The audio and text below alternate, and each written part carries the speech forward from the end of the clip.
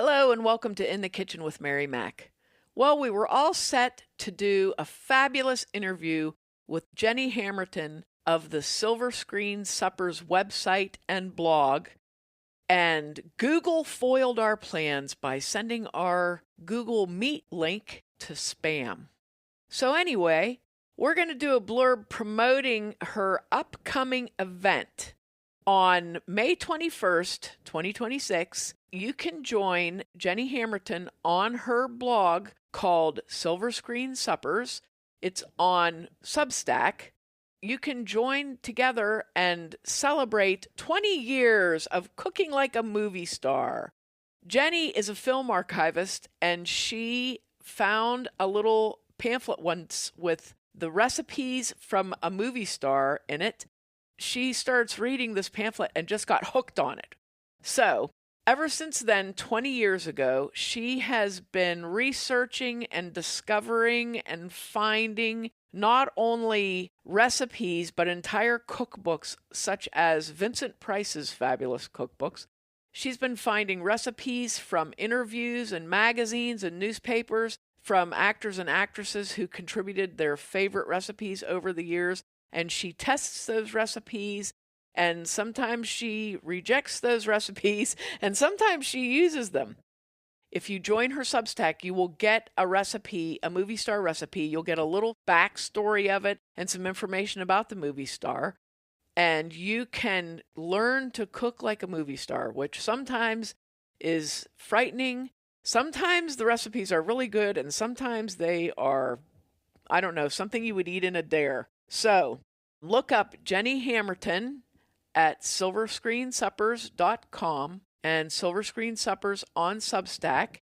She also runs a really fun Instagram. You can sign up, like I said, for her Substack, and it comes to your mailbox. She does some really fun things on there. She also does some live cooking events. You can join her Substack and participate in a lot of the live cooking events, but you don't have to because you can still get the newsletter every time it comes out.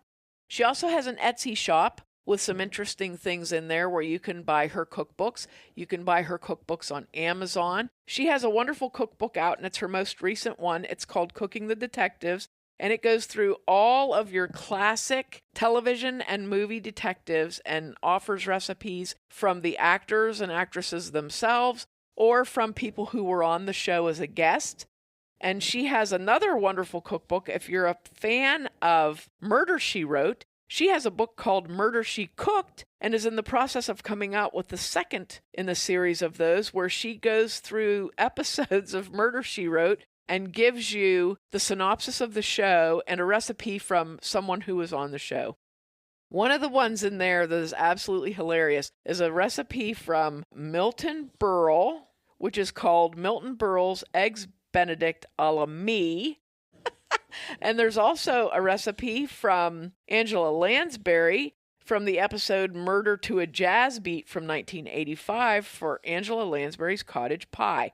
These things are great because they're like, I don't know, it could be like a daily read for you. You could read one episode a day, but then there's a recipe in there, and some of them are good. Some of them, though, like I said, are a little bit frightening for me. So make sure you check out Jenny and her website and Substack and look into her 20 years of cooking like a movie star event on May 21st, 2026.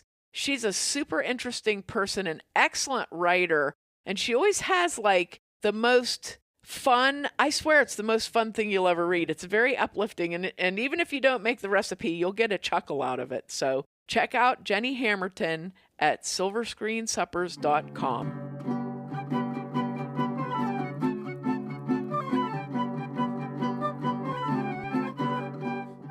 Hello and welcome to In the Kitchen with Mary Mac. Today, due to the fabulous winter weather we're having here in Western Pennsylvania, we're going to give you a soup recipe because this is definitely soup weather. So this recipe comes, I don't know who it came from. It's Yep Recipes, YEP recipes.com. And this recipe is for, I hope I pronounced this correctly, but you know, if you listen, I can't even pronounce English words. So here we go. This is a Kurdish soup, and it is called Dowjic. How do you spell that? Dowjic. Okay. And I looked up the pronunciation, and when you look up how do you pronounce the Kurdish soup Dowjic typed out, what you get is all sorts of information about the Kurdish people and Kurdistan and all that, but very little pronunciation guides. So I'm thinking, if I didn't say it right, somebody please let me know. If you are in fact Kurdish, let me know if this recipe is good and right, and if I said it right. I think that this soup is delicious, and I really liked it. I was thrilled to find a soup recipe from Kurdistan because I was really excited. I have soup recipes from all over the world, and I'm always looking for more because I really like soup. And this one, this is reminiscent of, if you're familiar with, there is a Greek chicken and rice soup that has lemon in it, and there is an Italian chicken and rice soup that has lemon in it. The Greek soup is closer to this soup because it has a creamy sort of a broth. The Italian recipe is not very close to this one, but the Greek one is a little bit similar. This recipe uses chicken thighs in it. This recipe uses yogurt in it. And the Greek recipe, typically you can use the entire chicken in it, and it's thickened with eggs beaten into the broth, hot broth, and thickened in that way. This is a good recipe. The broth is phenomenal. This is very much a broth building recipe, and you get a lot of good technique by making this. As I give you the recipe, I'm going to also tell you what I did for a couple of the things, and I pretty much made the recipe exactly as written, except for the recipe calls for 2 pounds of bone-in chicken thighs, and I happen to have boneless, skinless chicken thighs, so I did use those instead of rushing out to the store to get the bone in.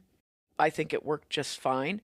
So I also added a broth base to it, a chicken broth base. I found this product, it's called I'm going to say this wrong. It's either Better Than Broth or Better Than Bouillon. I think it's Better Than Bouillon. Better Than Bouillon sounds catchier, so I would guess that's it, but I don't know. Yeah, it's a really, really highly concentrated base that you can use in soups, and it's phenomenal. You use about maybe a tablespoon of that into about 2 quarts of water when you're making your chicken soup, and it has a lot of flavor. I mean, it's really good. So I did use that because I didn't have the bones. So if you did use bone-in chicken thighs, you probably wouldn't need to use any sort of flavoring like that at all. So here we go. You will need 2 pounds of either boneless, skinless, or bone-in chicken thighs, 3 quarts of water, 1 large yellow onion, roughly chopped, 2 carrots, roughly chopped, 2 celery ribs, roughly chopped, 2 bay leaves, salt and pepper, the juice from 1 large lemon, 1 actual lemon, not bottled lemon juice because they do not taste anything the same, a half cup of long grain white rice, 1 cup of plain yogurt, and you can use just regular plain yogurt, not Greek yogurt. The yogurt that we used to get in the olden days that was not super duper thick. It was just plain old yogurt. And then the recipe calls for 3 tablespoons of freshly chopped basil, but I did not have freshly chopped basil, so I used 1 heaping teaspoon of dried basil, and that was my other substitute. If you made this in the summertime or, whatever, you would have fresh basil, go for it. Here we go. First of all, you're going to build your broth. So you're going to, if you bought chicken thighs, regular chicken thighs, you're going to remove the skin and discard, and then place the chicken thighs in a large pot along with the 3 quarts of water. As I said, I didn't have the bone-in thighs, so I just took my boneless chicken thighs. I didn't clean any of the fat off of them. I put my boneless chicken thighs in there, and then I put a tablespoon of my Better Than Bouillon broth base in. And as far as the vegetables, you're going to be straining these out. So I quartered my onion, I cut up my carrots, I used my celery with the leafy top because that does add a lot of flavor.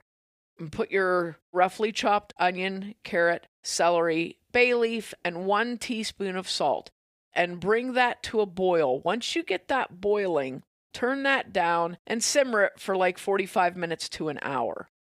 What you want to do is simmer that until you get the aroma. You want that good aroma off of it. I simmered mine with the lid on because I didn't want to evaporate a lot of water off of it. So I did simmer it with the lid on. But once you get that nice simmer, and your chicken is going to be cooked, and you'll be able to see your carrot will be soft and your celery will be soft. You can check those too. What you want to do is put your colander over another pot. Please make sure you put your colander or strainer over another pot and then strain the juice through that to keep the liquid, because I don't know how many times I've heard stories of people straining their broth right down the drain of their sink because they weren't thinking about it. Don't strain your broth into the sink. What I do is I get another pot of a similar size, and I have a really big strainer basket, and I use that instead of a colander because it really catches all the fine stuff.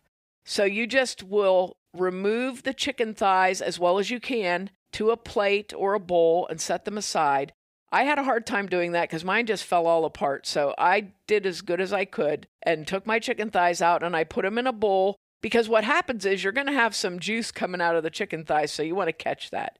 And then pour the rest of the broth with your vegetables in it through the strainer into another pot, and then you can discard your vegetables. But before you discard your vegetables, look through them for chicken, because I found quite a lot. Because as I said, my chicken fell all apart. Once you get your broth strained out, put that back on the heat again. And what you want to do is take your lemon and scrub it really good. You always want to clean your lemon skin really well when you're squeezing them or anything, because lemons, I swear, people just, I don't know. I think they pick them off the tree and throw them into the back of a truck, and that's how you get them. And God knows where they've been and what they've touched. So give them a really good scrub. And then if you want to take that lemon peel off to use it later or to dry it, go ahead and do that. That's what I did because I was making a cake at a later time. So I took my thing that you take the... I can't think of... I took my... Is it a peeler? No, my grater. Oh. I took my very fine grater, which I couldn't think of the word. That's how bad it is. I can't think of the word grater. I took my grater and I took the skin, the entire skin off of my lemon onto a big plate, took all that off. So I had all my little lemon peel there. That's a lot of lemon zest to peel off with a grater. Yeah, but I needed the zest of one lemon for this cake I was making. The zest of one entire lemon? Yes, and it was a big lemon. That's so much zest. Let me tell you, zesty cake. That cake was good. Trust me on that one. That was good. Recipe coming in a future episode. Yes, soon, very soon. Then I took my bald lemon, which is also the name of a famous blues guitarist. I was going to say that. Bald lemon. I took my bald lemon and I squeezed it in my lemon presser and squeezed all the juice out of it. Now, pro tip, if you're going to juice a bald lemon, check your hands for any paper cuts before you do that, because I imagine that would be incredibly painful, and you're more likely to get juice on yourself if you have zested all of the peel off the lemon before juicing it. Well, it was very good smelling, I can tell you that. It smelled great. So I juiced my lemon, and then I also poured my lemon juice through a little strainer so that I could catch, because when you're zesting a lemon, you get seeds and whatever, So I poured that through a strainer to make sure nothing was in it. Wait, when you're zesting a lemon, I mean, when you're juicing a lemon. How much of this lemon did you zest? Did you go all the way to the center? I zested it to the core. When they say the zest of one whole lemon, it's the whole lemon. I used that whole baby. Yeah, when you juice your lemon, you'll get all kinds of junk in there. So make sure you pour that through a strainer. And then you're going to put your lemon juice into the pot. And your rice. Now, your rice, you can use like I always say, use what you have on hand. Don't rinse it because you want your rice.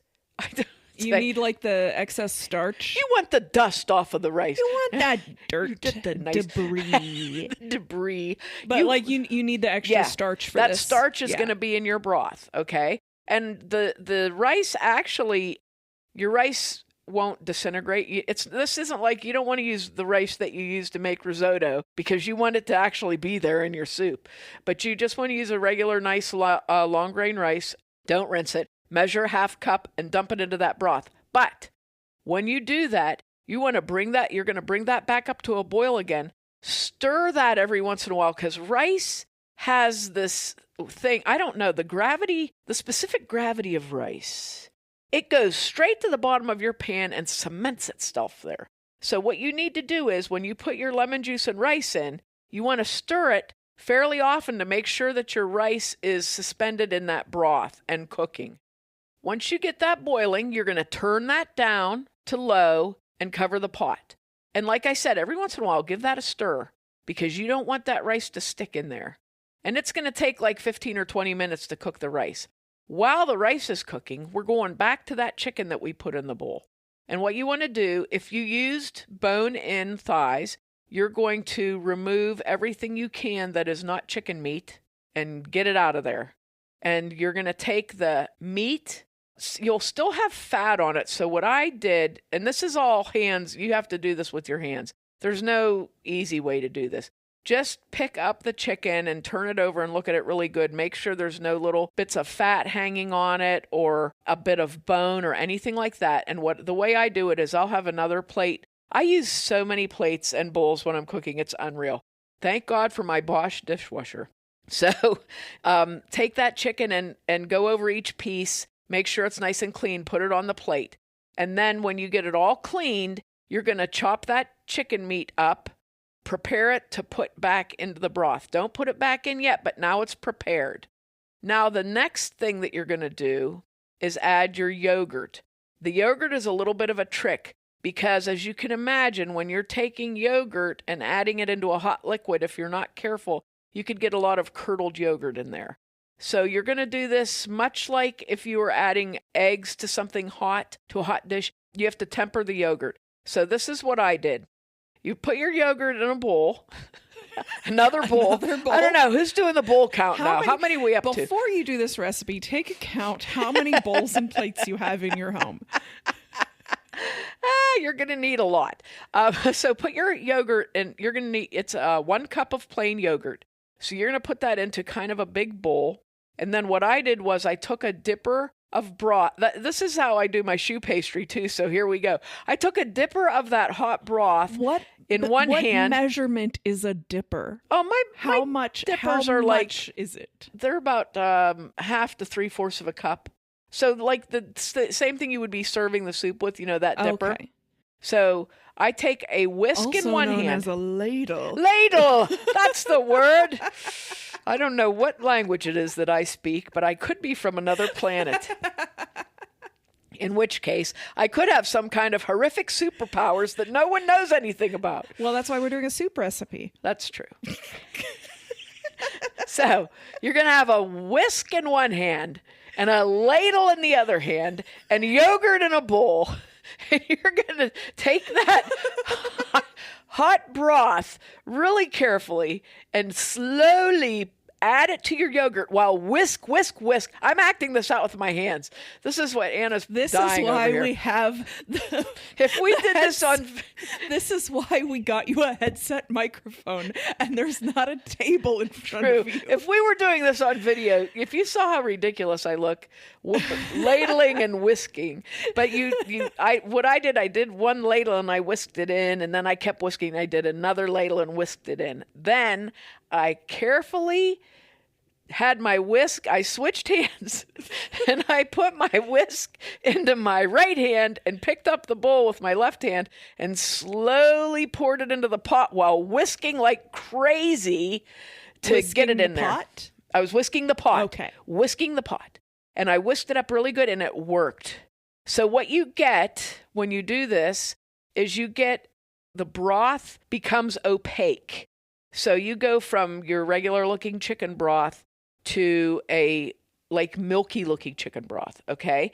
It doesn't really thicken per se. I wonder how that could happen by adding a dairy product to it. Yes. It looks mysteriously milky. makes a milky broth. Makes the milky looking broth. So then, you get it in there and it works good. Okay. So you're stirring in there. Okay. Now you're going to take your chicken and you're going to put that into the broth and stir that in. And then you're going to add your basil and stir that in. And now, right now, you want to just let that go until it heats through. What is amazing, though, I have to say, as I was reading the ingredients of this and the directions and everything, I'm like, oh, this sounds really weird.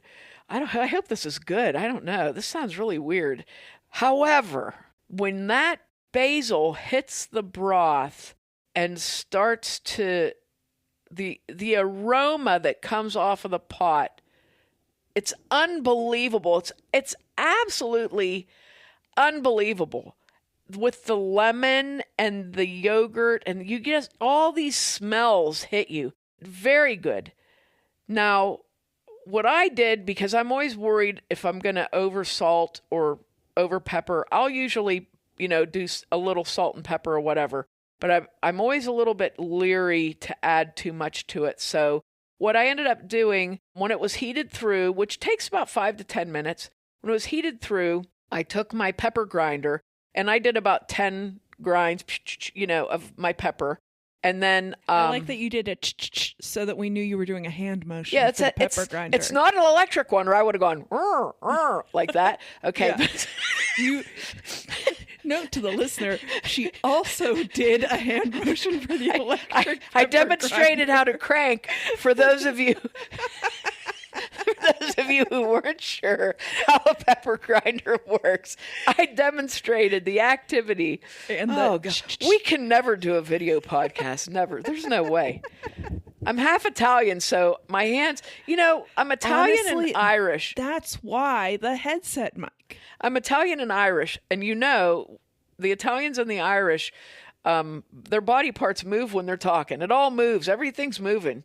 It's just the way it is. There's no. If you try to stop us, we'd probably explode.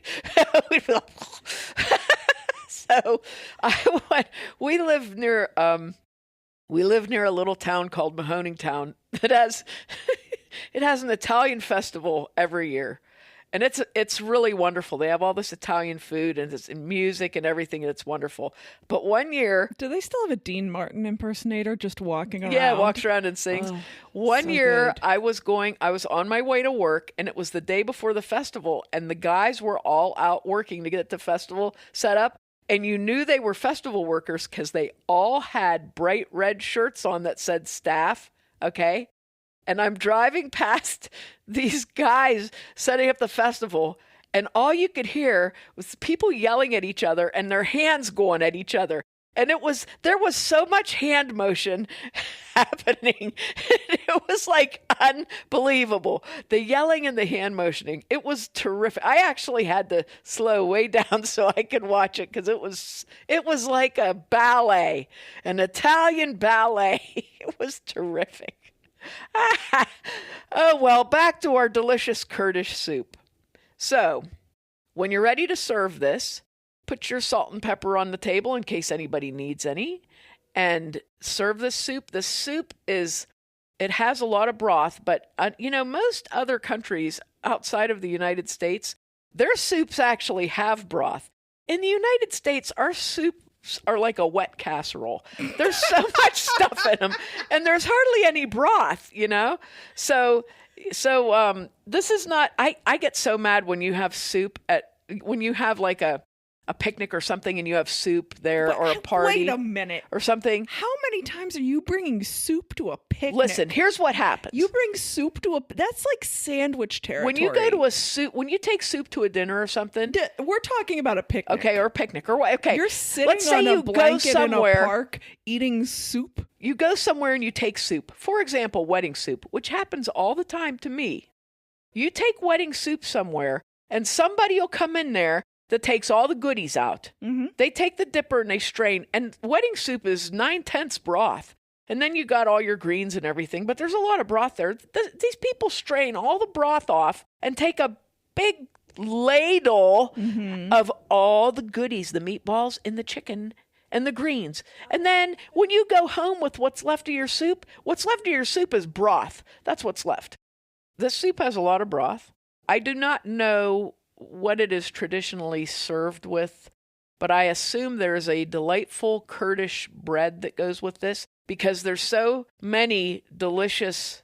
The breads that are made they're like works of art. The amount of effort that goes into some of the breads that are made in Turkey, it's just unbelievable. So I'm sure they have some beautifully decorated, unbelievable bread that is eaten with this.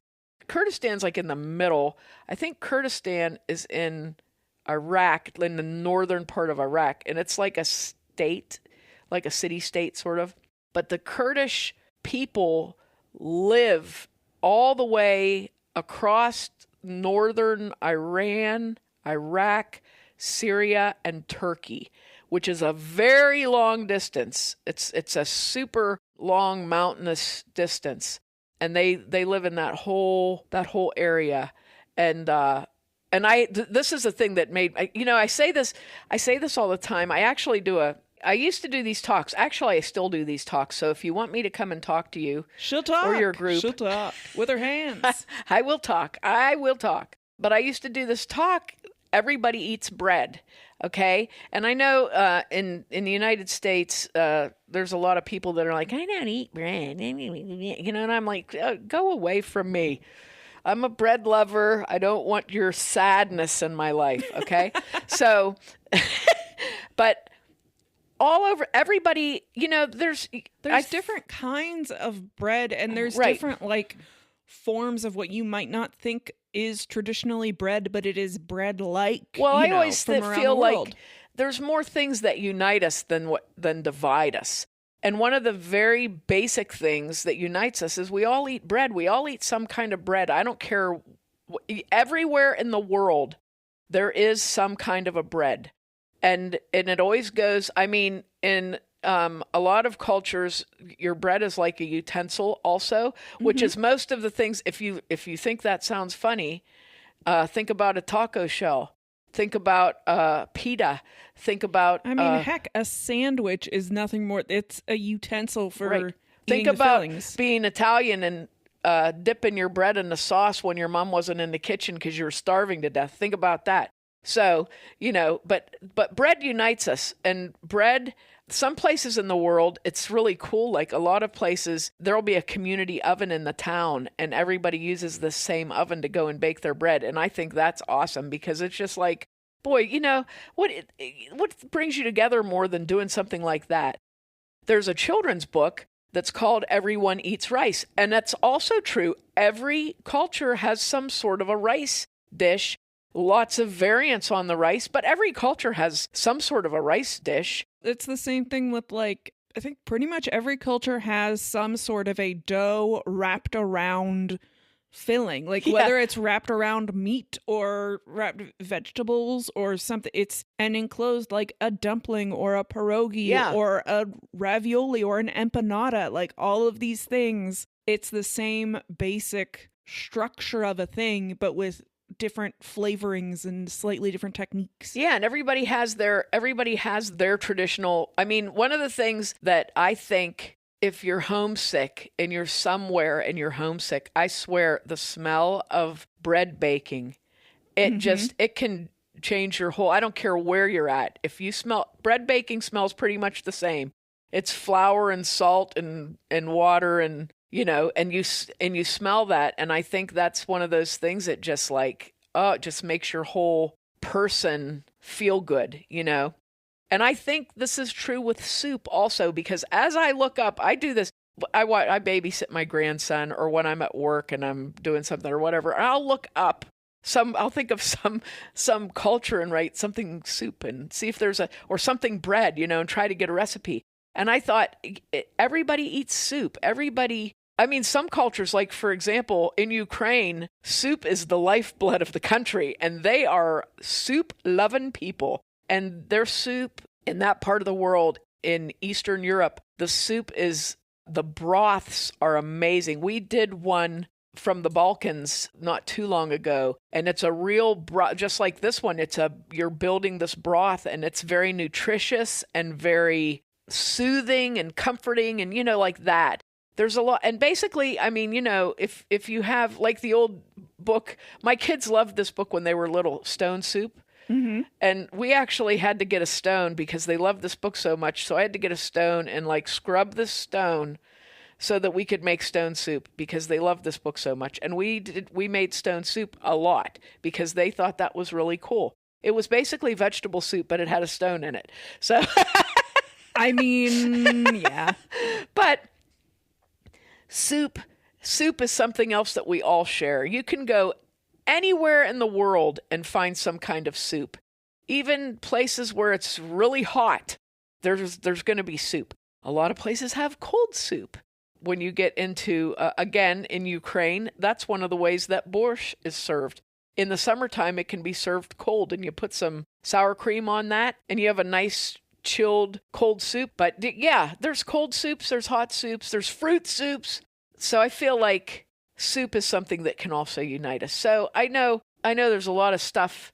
There's a lot of stuff going on in the world, and I thought this is a good time to have a soup from a part of the world that is in turmoil right now. And maybe you'll make this soup, and when you make it, think about these people who are in real turmoil. I think you'll like this soup. It's really good, and I hope you do give it a try and let me know what you think. I had a really fun time making it. I hope you do too. As always, you can find our baking mixes, spice mixes, and more in our web store at merrimacbakehouse.com.